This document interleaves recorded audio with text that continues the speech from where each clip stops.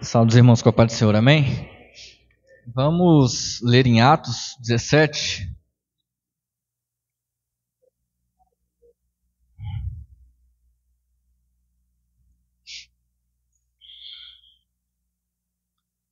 Atos 17. Vamos começar no versículo do 15 mesmo, do versículo 15 em diante.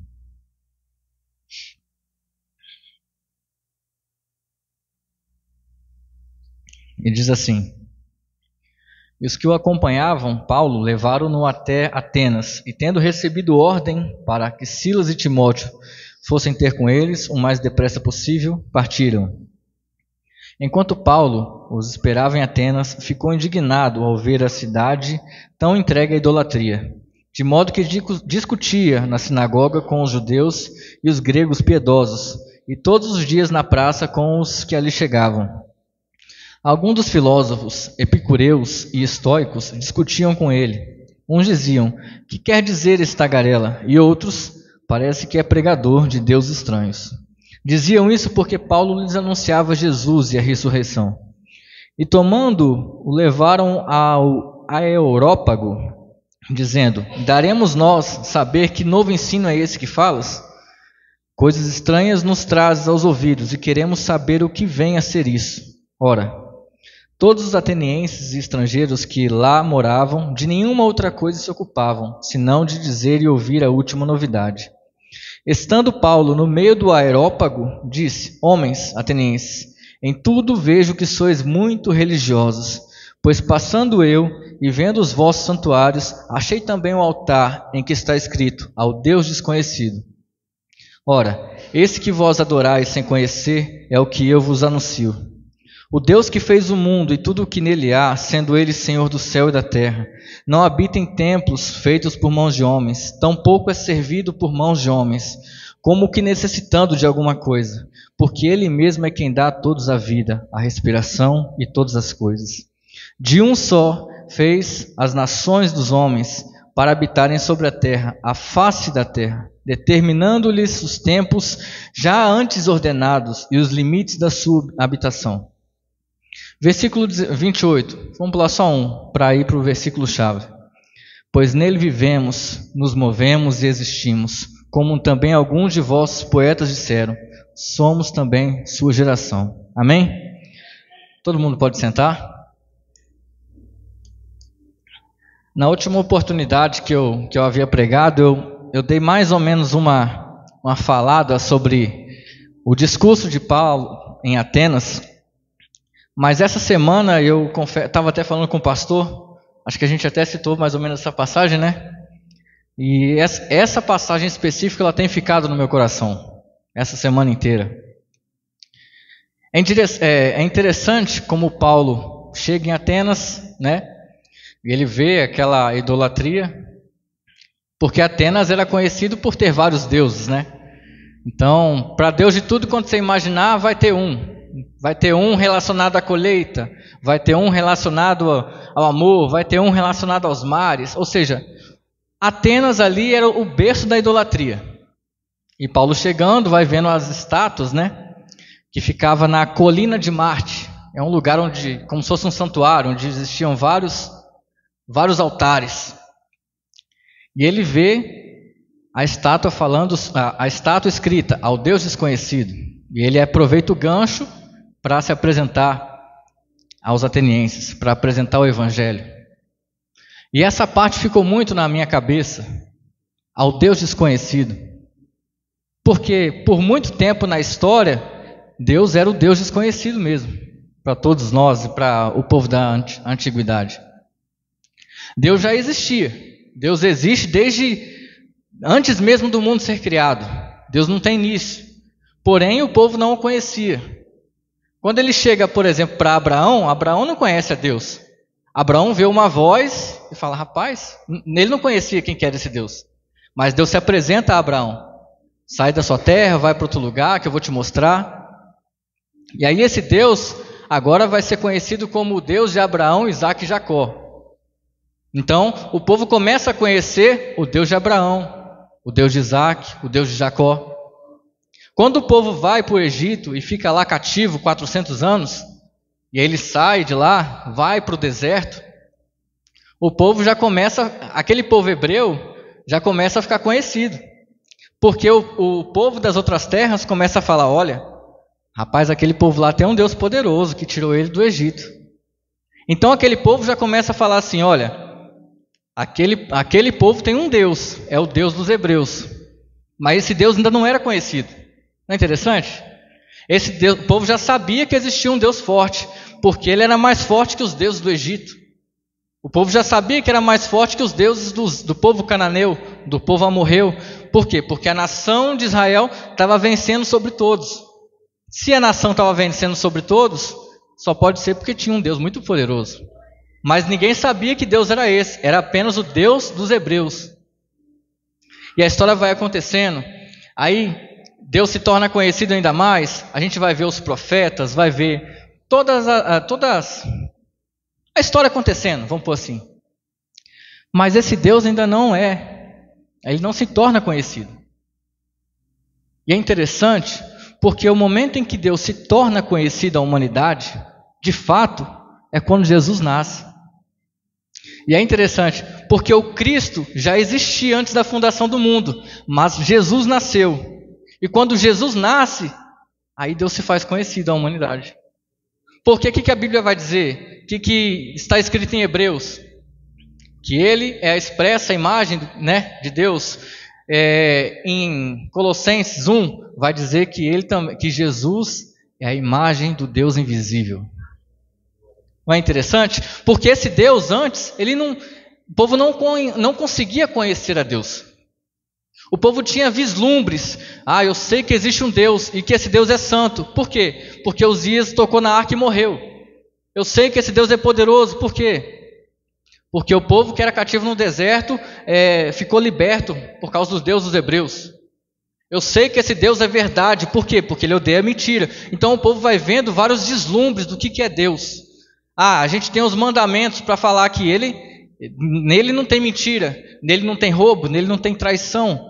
Porque ele vai falar que ele odeia essas coisas. Nele não tem pecado. Mas o povo ainda não conhecia Deus. O povo vivia pelas leis e tinha os 10 mandamentos ou os 613 mandamentos, se a gente quiser englobar tudo. E o povo imaginava que precisava fazer um sacrifício para se achegar a Deus. Precisava seguir o rito dos 10 mandamentos lá para se aproximar um pouco mais de Deus, como aquele jovem fez. Eu sigo tudo. Como quem diz assim, eu estou fogo puro. O que falta para eu te seguir?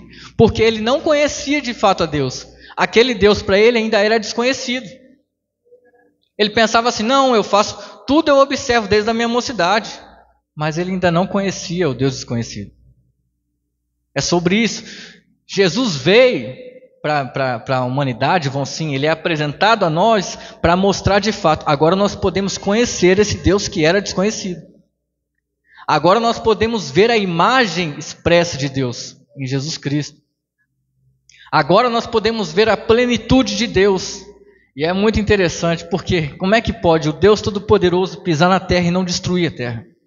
Tem que ser uma coisa muito bem bolada, tem que ser perfeito, como Deus foi.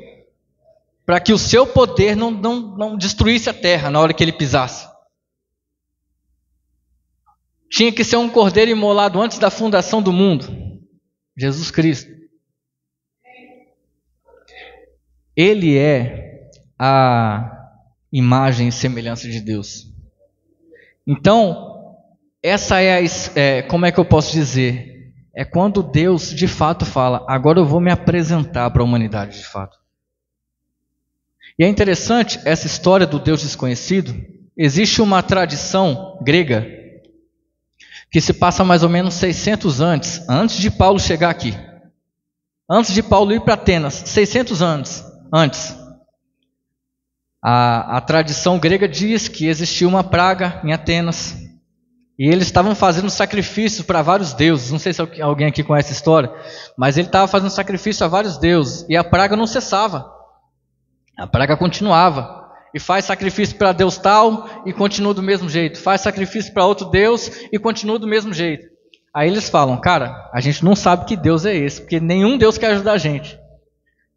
Ah, então tive uma ideia, vamos chamar o filósofo e profeta tal. Eu não vou nem lembrar o nome dele certinho agora não.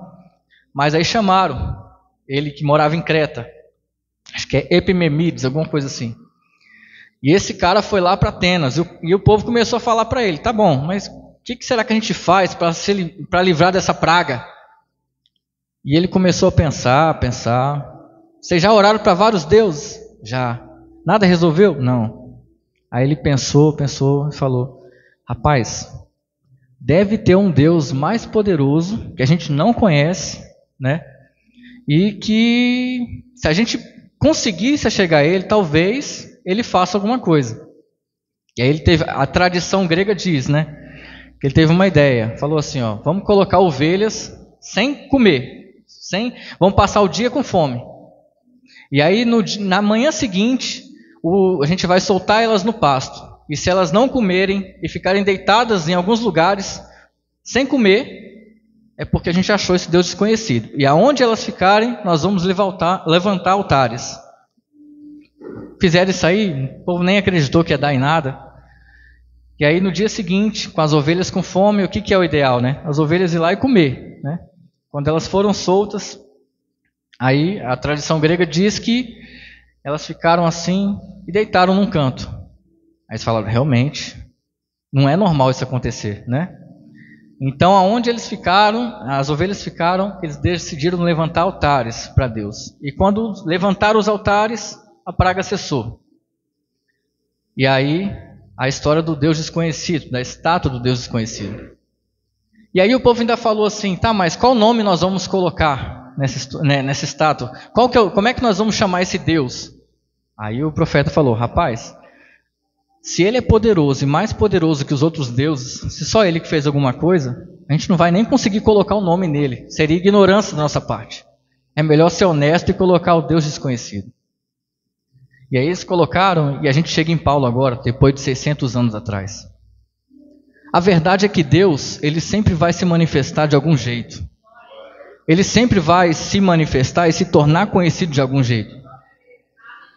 Porque ele é poderoso, né? Então ele vai saber chegar em alguma pessoa e mostrar que ele é o Deus desconhecido que nós tanto buscamos, que faz todas as coisas, como o versículo está falando, porque nele nós existimos, respiramos, nos movemos.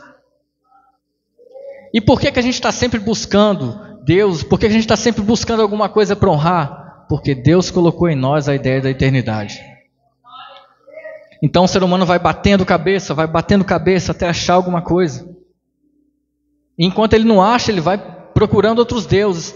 Mas vai chegar um momento em que nós vamos encontrar o Deus desconhecido.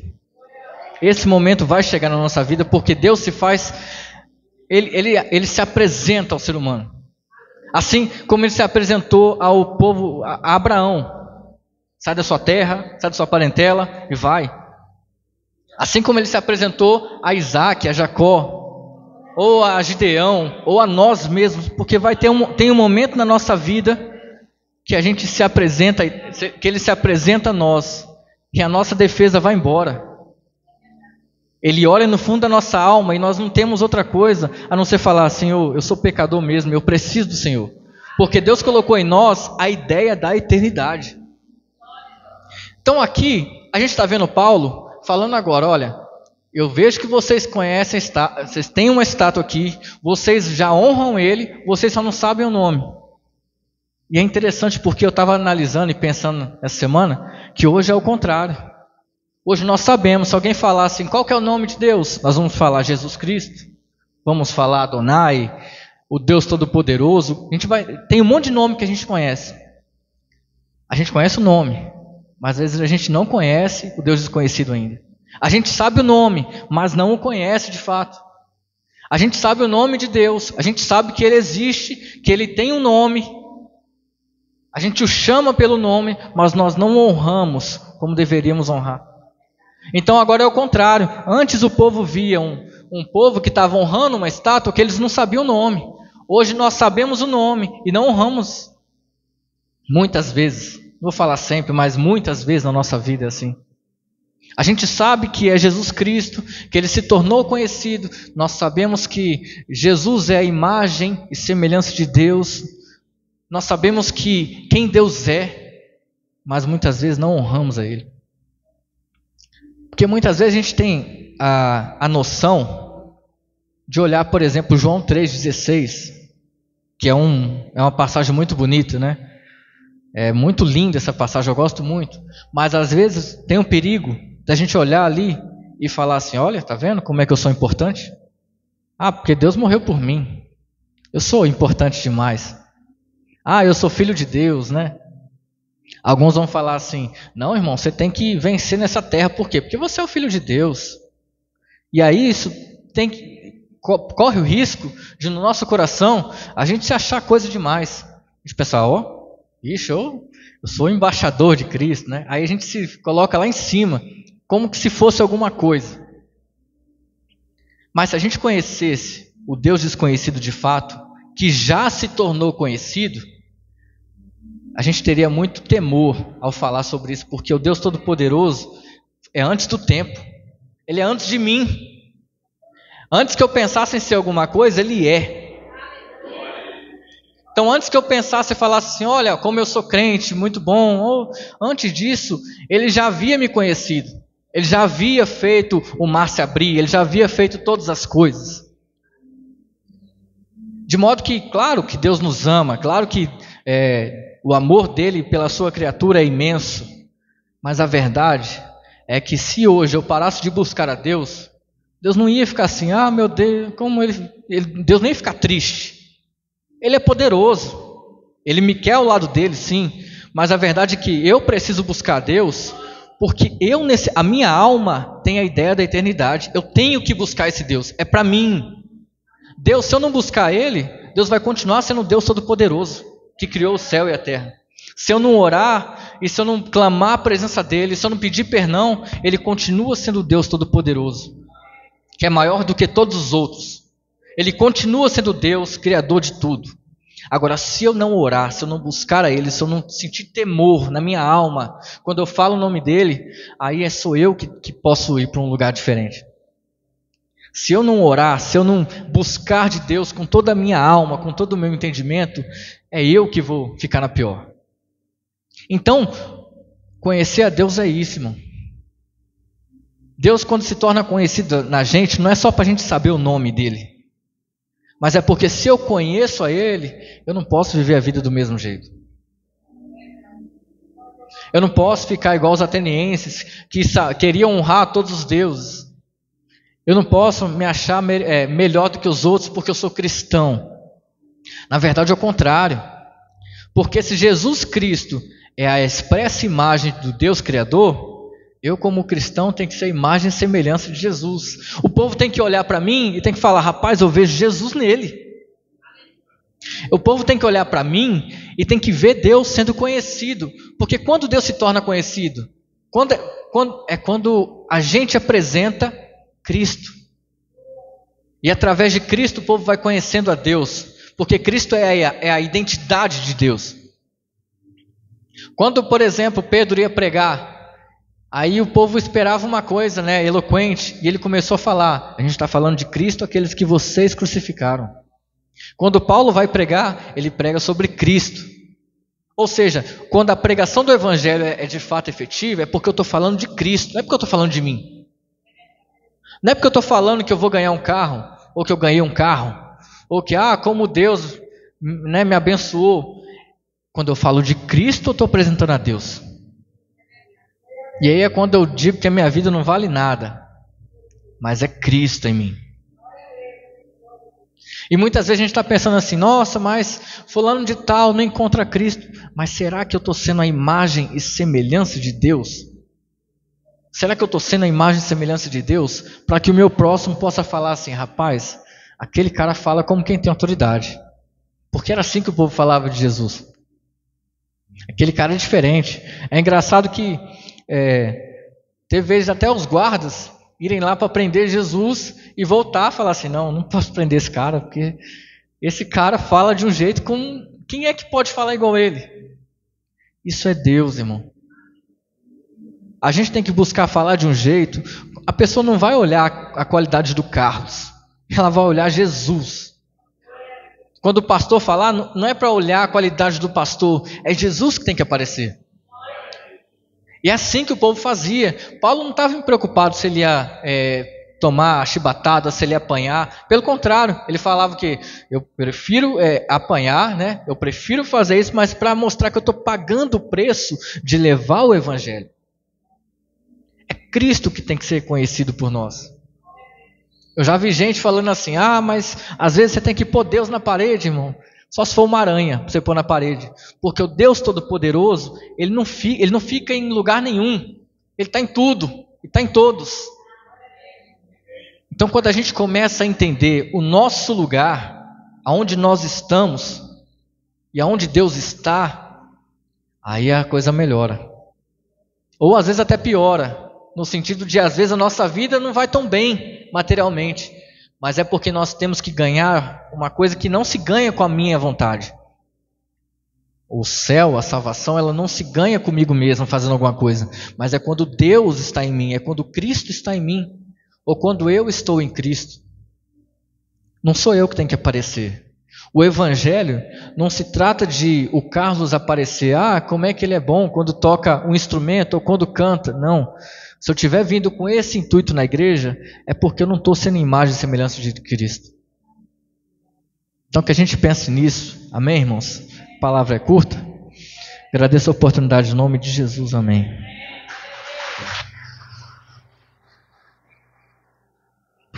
Glória a Deus.